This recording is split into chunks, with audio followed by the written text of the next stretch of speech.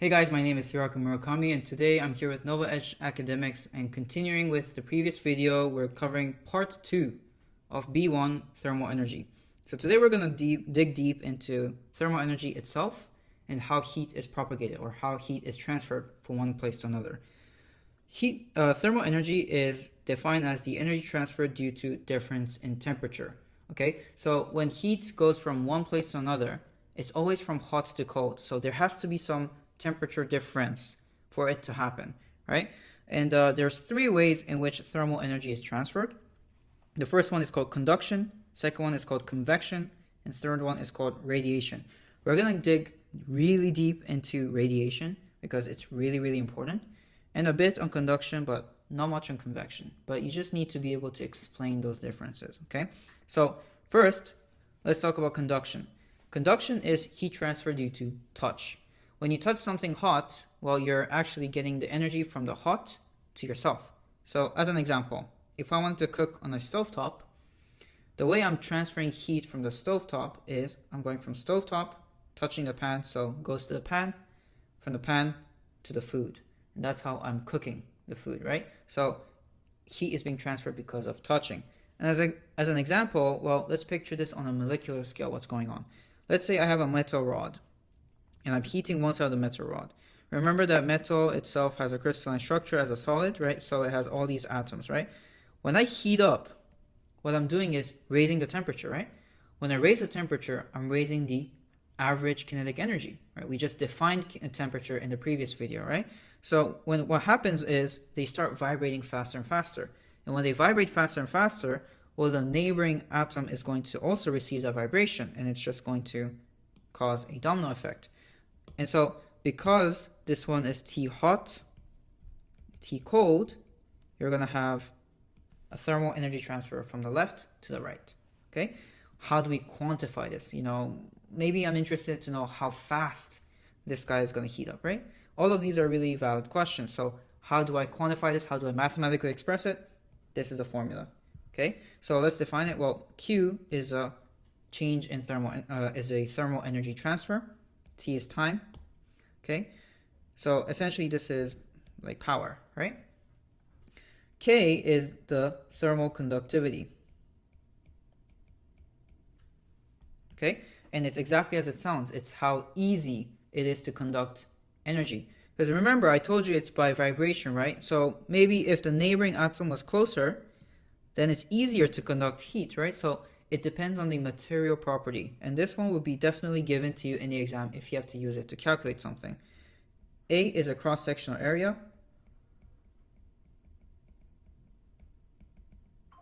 So in this case, if this is a metal rod, then the cross-sectional area is pi r squared, right?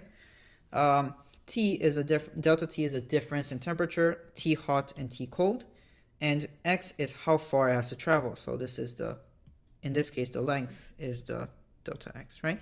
So all of these are some things that you need to use. And so let's do a practice problem. Okay, so pause the video and give this a try. So first, let's draw out the schematic. So you're going to have like a brick wall with a certain thickness. I apologize, I'm terrible at drawing. There's also a window in the middle. So first I need to get the area of the wall. So let me call it area of the wall. And that's just equal to this minus this. Okay, so I'm not going to write it out. I'm just going to type in the calculator. Just check that you have the same thing. Okay, this is 11.9 meters squared.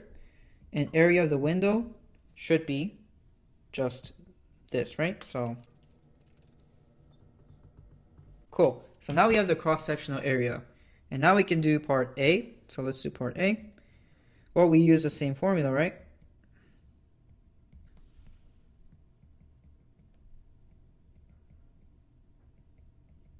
So in this case, K is the concrete and brick. So it's given here. Delta T is the temperature difference. So we have 34 and 27. And delta X is a thickness of the wall. It's how far it has to travel. make sure it's in meters.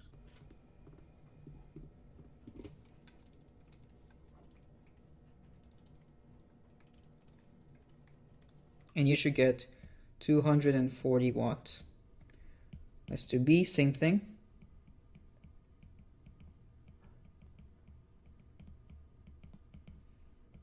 Now it's glass, right? So glass is this one.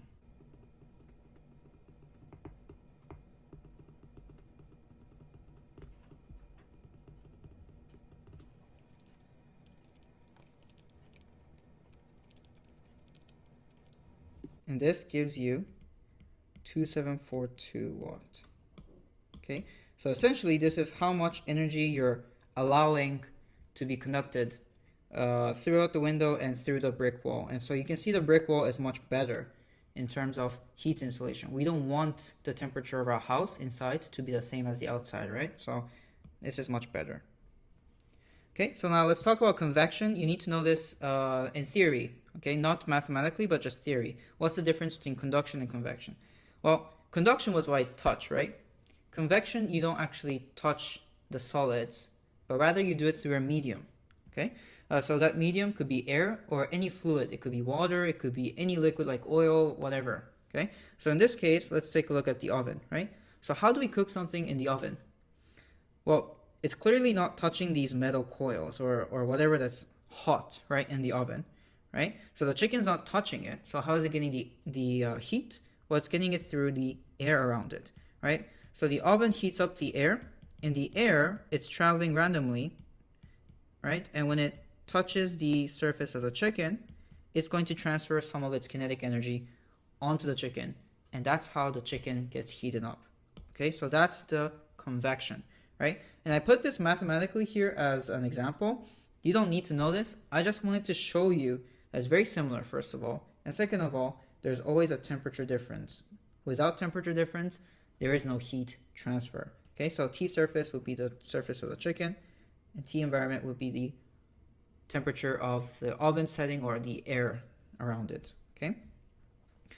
Last but not least, we're going to talk about radiation, and this is the one that's really jam-packed, and this is the one that we're going to focus on in this topic. Thermal radiation is a third way in which thermal energy is transferred, and this occurs in any object. You don't need fluids, you don't need any touch like solids, right? It just happens because of electrons. And well, what do we mean by these electrons? Well, you're going to learn probably in chemistry, if you're taking it both at the same time, that when you excite an electron in an atom, it goes from ground state or whatever state to an energized state. And when it's energized, it can't be there for a long time. It comes back down. And so when it comes back down, it actually releases energy. And that energy is actually the radiation. We call it photon, right? But that is a form of radiation, okay? And that radiation has a certain energy, right? We're releasing energy. So that energy is radiation, and it's quantified as this, okay? So the power of the radiation, or the heat transfer rate, this is Q over T, same thing, right? Is equal to something called the emissivity times by the Boltzmann constant, Stefan-Boltzmann constant, which is, I believe, 5.67 times 10 to the power of -8. I have to double check that. Okay. And area, which is the surface area. And the temperature.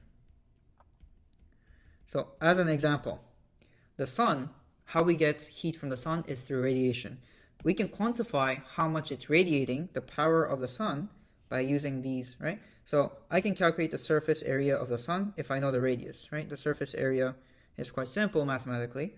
And then we have the temperature of the sun. So if I know the temperature of the sun, and if I know the emissivity, this is just a constant. So now I can calculate the power that the sun is emitting, okay?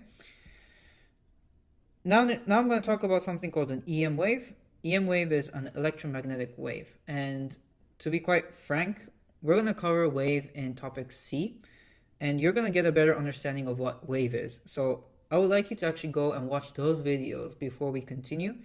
Just know that electromagnetic wave is essentially the light, or sunlight, or any light from the lamp we get in form of electromagnetic wave. two things that's important: they have frequency and wavelength. They also have energy.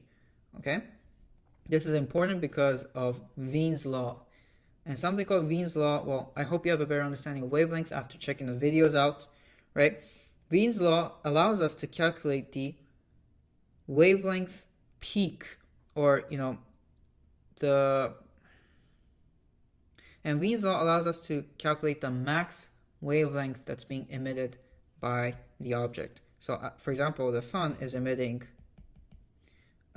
P is equal to EA T to the power 4, right? Temperature, let's say it has 5,000 Kelvin. I can find out the power, right? So, but here's the thing. Not all photons have the same wavelength. In fact, it's like a distribution. Some of it has like, visible light, infrared, ultraviolet, right? It just differs, like there's a kind of like a composition, right? And you can see this being mapped out here, right? So you can see that if the planet was 5,000 Kelvin, most of it is actually in the visible light. So most of the photons being emitted is in the visible region. If it's 4,000, then it's a bit of a mix of visible and infrared, right? And if it's 3,000, most of it is in infrared region. This actually becomes important when we talk about something called greenhouse gas a bit later. So just keep in mind that you can calculate essentially the portion, right? Or the most of it, where does it lie on, by using Wein's law. So do an example, pause the video and give this a try. So the answer to this is, well, if I rearrange this,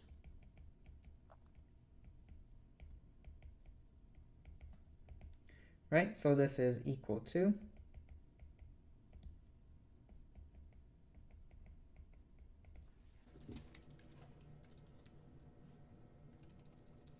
5,000 Kelvin. Okay, quite simple math. Let's move on to the next one where we talk about black body. So what is black body? Well, black body is an object that absorbs all radiation perfectly. And you might be like, what does that even mean, right? Well, let me give you kind of like a normal everyday life example. So let's say we have the sun and we have the ray coming from the sun, right? That's the power emitted by the sun. And we have the earth or ground. Two things happen when it hits the ground. One thing is it reflects some of it. And another thing is it absorbs. What happens when it absorbs? The ground heats up. It goes up in temperature, right?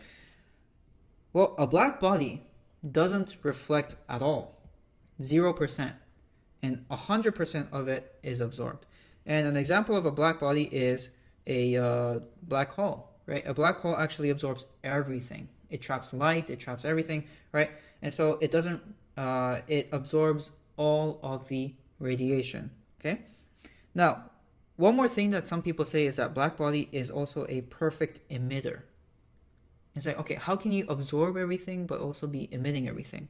Well, that happens when you're at a thermal equilibrium. So let's say the ground doesn't change in temperature. It's at, room temp, for example. For example, it's at room temp, right?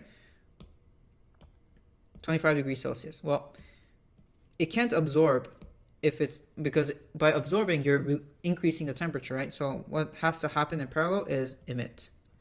And these two values have to be the same. So that's why they call, black body also a perfect emitter. This might come up in like a paper 1 question, so just keep that in mind. That's why I'm explaining it, okay? And last but not least, let me explain what emissivity is, because now I can do that, right? And emissivity is basically the measure of efficiency of objects to absorb EM wave. And black body has an emissivity of 1. Remember, emissivity is this guy. Okay, we use it in the power equation. And so it's essentially like how good or how close it is to a black body. Okay, so let's do a practice problem in this slide. So pause the video and give this a try and let me know how it goes. So let's see. First, I'm going to draw it out. There's a wire, length, and radius 1.6 times 10 to the power of -3 meters. So let me calculate the surface area first. Surface area, let me assume that heat is transferred in this surface, okay? Not in the circular part, but the tubular part. So the surface area of this curved region is equal to 2 pi r times length.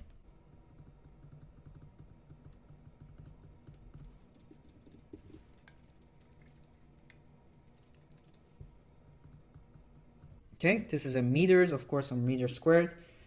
And now I need the temperature, but the temperature is in Celsius, so I need to convert this. So 632 plus 273 is equal to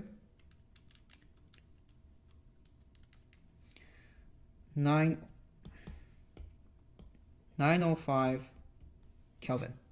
Okay, so now we have all the things we need. Let's bring it in. Power is expressed by this equation where E is 1. Boltzmann, I think, is this. Area, we just calculated it, and temperature.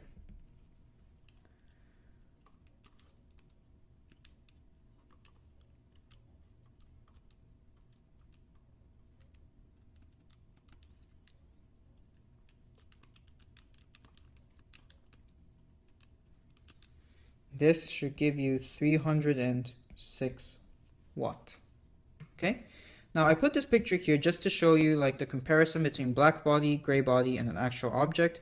A black body would have this distribution like this that we've seen typically, right? But a gray body with, an emissivity of around 0.6 would look something like this. Okay, only 60% would be emitted, right? 60% of everything. So 60% here. This would be the minus 40% here. Okay, but the actual object looks like this. So just remember that black body, this thing, clean curve, is an idealized hypothetical case. Actual objects will look something like this. Okay, and we're gonna end this video right here. Check for the next one for part 3 of B1. Hey guys, thanks for watching the video. If you find these really useful, then consider giving us a like and subscribing to our channel. For questions, leave them down below in the comment and we'll try to get back to you. For more academic resources, visit our website at NovaEdgeAcademics.com. We offer one-on-one tutoring service as well as college admission strategy. Let us know what you'd like us to cover next, and we'll see you in the next video.